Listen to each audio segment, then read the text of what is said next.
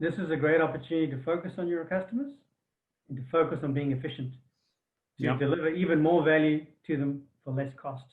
That's always a winning conversation. So joining me on the call today, I've got Paul Ashley Jensen from LinkedIn Strategy Inc. A mouthful. Welcome to the call, Paul. Thank you, David. Maybe give us a bit of a sense of what LinkedIn Strategy Inc. actually does. So we focus on helping small business owners so that they can find the ideal opportunities they're looking for on LinkedIn. Yeah, and I know before the call we talked a bit about LinkedIn and how it's such an amazing tool, but very few people understand how to get the most out of it. Yes. Maybe you want to share some insight on that? Well, I think most people spend too much of their time on LinkedIn speaking to themselves, and they don't realize how to use the network environment properly. Yeah. And part of the reason for that is that this is LinkedIn's game, not ours. Yes. It's designed for LinkedIn and their advertisers, Yeah. not for small business owners. Yes. So when you start to understand the kind of environment you're operating in, you can work out how to change your way from trying to chase the algorithm and views and likes and comments, and start focusing on who your target audience is and how to connect with them. Yeah. I think people forget sometimes when you get something for free like LinkedIn or Facebook, you are the product. And, you either buy the product or you are the product online. So if you are the product and you do what they tell you to, then you're just becoming a good citizen for them, right? Yes. Yeah. To my mind, LinkedIn is the biggest business networking event on the planet. Yes. Against the backdrop of the Hunger Games. Right. So you've got to work out, are you going to be part of the noise, which most people are? Yes. Or there's a very small slice and they're part of the entertainment because they're providing all the content and the comments and the likes. Or you can be there on purpose. Yeah. And the people who are there on purpose, they're finding the opportunities they want. Yeah. Because like you say, it's probably the biggest networking event on the planet. And it's just a matter of knowing how to contact the right people. Yeah. Yeah. So let me ask you on a personal note, what are you doing to navigate the current economic climate? So we're trying to reduce the amount of attention we're paying to all the bad news. Yeah. And pay more attention to our clients. Yeah. And make sure we understand how their needs are changing and how we can help them. Yeah. If you look at the virtual space we're operating in, there are pros and cons to it. If we can work out how to use that to our advantage, deliver more value for our clients, more cost effectively, and show them how to do that. Yeah. That's a positive message for them and for us. Yeah. So what opportunities are you seeing for small business right now? So in terms of small business, I think the opportunity is to focus on your clients. Right. Because if you're not focusing on them, then someone else will be. This idea that nobody's making any money, it just isn't true. Yeah. There's business out there, there's things to be done, services that people want. Things are different, but they're not dire. Yeah. Yeah. And I've met a lot of people that are actually sort of, really, really stepping up their business right now because everyone else has gone to sleep. Yes. Yeah. Yeah. We started off a plan where we said, look, we need to connect with people and stay connected with them, innovate and learn. If we can do those three things and encourage our clients to do the same, then we will have a different experience. Yeah. Yeah. Fantastic. So let me ask you, what are your priorities in your business right now? So we're heavily focused on the efficiency aspect of it. Yes. Because, if the easiest conversation to have with a client is, I'm going to deliver more value for you for less cost. And that's the ultimate manifestation of efficiency from a sales point of view. Yeah. So we're looking at different models which we're enhancing and programs and courses we can offer to make it simpler for business owners to work out what they should be doing on LinkedIn. Yeah. I suppose there is an expectation that you'll innovate as an organization. Yes. Clients, right? Just to make the product more efficient. Yes. Yes. Yeah. And help them understand how they can do that. Because most business owners spend too much time on LinkedIn doing the wrong thing. Yeah, doing what LinkedIn want them to do. Yes. Yeah. It's ironic, isn't it? Yes. LinkedIn says I should post more content. Of course they say that. Yes. You're their content writer. Yes, that's right. That's right. That's funny. Whereas actually the reverse is true. Yeah. When we look at what the key ingredients are for achieving success in LinkedIn space, it's producing your own high value content for your clients, sharing it effectively, making sure it's targeted to a specific audience, pursuing the the mutually beneficial conversations you can have, Yeah. and converting your audience into clients. Yeah. And there's only actually two parts of that involve the business owner. All the rest you should outsource. Okay. Yeah. Makes sense. Makes sense. So let me ask you on a bigger note, what are the personal lessons that you've had out of this COVID experience? What have you taken out? To ignore the encouragement Mm. to hibernate, to stop talking to people, to close up. Yep. And actually the reverse is true. We should continue to connect with people, even if it's in a virtual way, so that you can keep learning and exchanging. Yeah. Because if you don't do that, your business dies.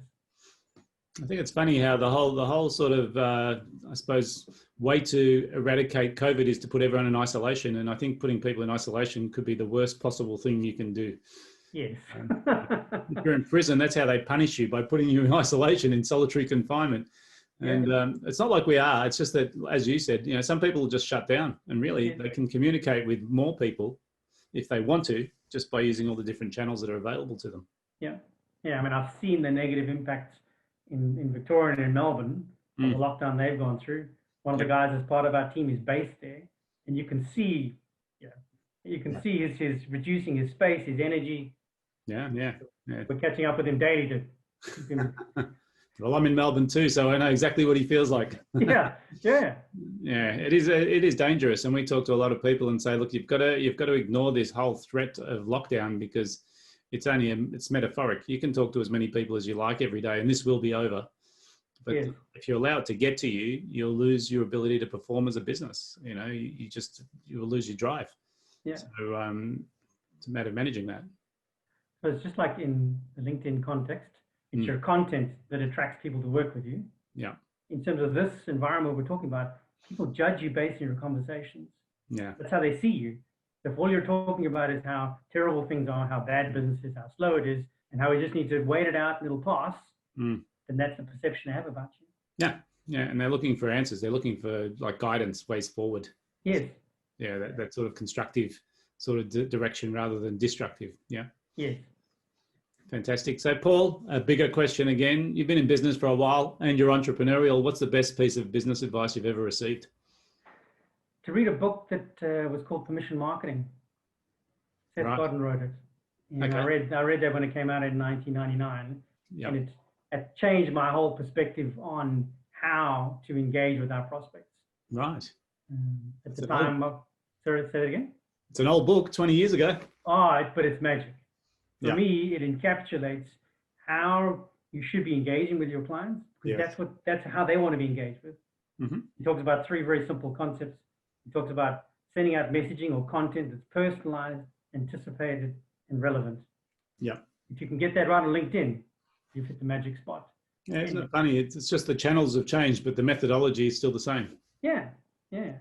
Well, it's like anything. People want to be helped, and they want to be treated like they're unique. I don't want to be part of your group. I want to be part of my group. Yeah. Don't give me your label of who you think I am. Give me my label of who I think I am. My space, my journey, my challenge. Yeah. Fantastic. So you've answered my next question probably, which is, what's your favorite book? Yep, that's right. and he continues to produce amazing content from a marketing and a business point of view. Yeah. Recently, one of the pieces of advice he gave, which I really enjoyed, was he talked about blogging and blogging daily. Yes.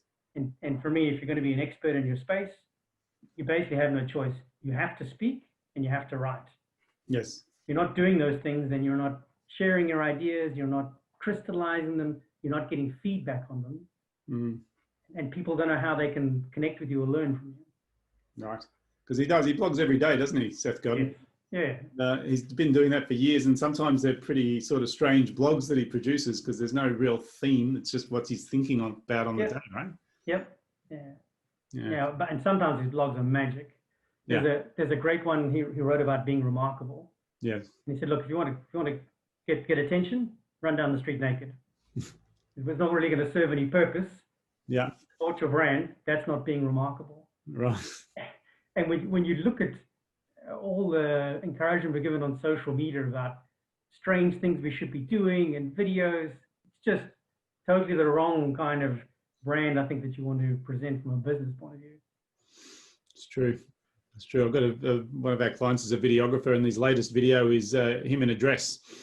Yeah. Obviously, you read that blog. Yes. Remarkable, but it's quite funny, right? Yeah. I don't know if I'd be doing that one. Yeah. Have to have character, right? So sometimes you have to stand out, Yeah. but the point is stand out for the right reason. Stand out for a reason that supports what you're doing. Yeah, absolutely. So let me ask you just one last question, Paul. The number one piece of advice you'd give to someone in business right now? This is a great opportunity to focus on your customers and to focus on being efficient, to Yeah. deliver even more value to them for less cost. That's always a winning conversation. Yeah. No client says, no, sorry, don't give me more for less money. They're expecting you to get better, right? Yeah. Yeah, absolutely. And I think you're right, because the technology adaptation that has occurred over the past 3 to 4 months has been greater than maybe the past 5 years. Yes. And I'm not talking about the rate it's improved. I'm talking about how many people are using it now. Like if we talked about Zoom a year ago, you might have 50% of people, if not less, that knew what it was, let alone used it. Yes. Now we've got about 90%. Yeah. Well, I mean, this is a great example. Yeah. Without Zoom, we may not have met so quickly. Mm-hmm. Maybe I would have flown down to Melbourne, or you would have flown to Brisbane. Yeah. Without Zoom, you wouldn't be able to establish so quickly a connection like you can. Yeah, absolutely. Face to face. Very powerful. Yeah, fantastic. So Paul, look, appreciate your time today. Thanks so much for sharing some of your ideas and some of your thoughts. Pleasure. Thank you for inviting me. Yeah, thank you.